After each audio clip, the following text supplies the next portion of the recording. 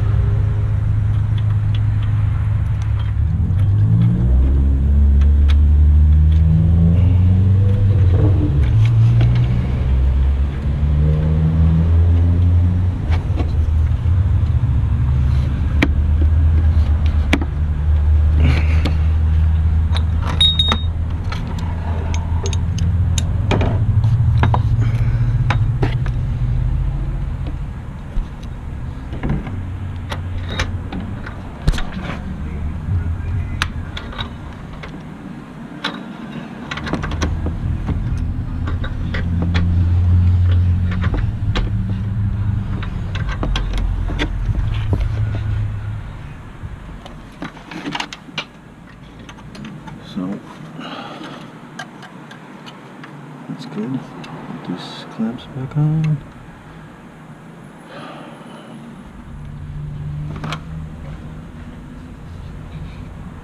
Alright.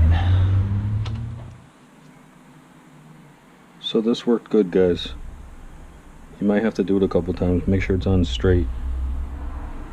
Once I was done with that, I applied some anti-seize to the O2 sensor and it went in. And I put the clamps back on to hold the wire away from the exhaust. So if you ever run into that, this could be an option. Especially I looked up that O2 sensor because it's a wideband. It was like $172 at the store. You could get it for like $100 on Amazon, but $14 on Amazon.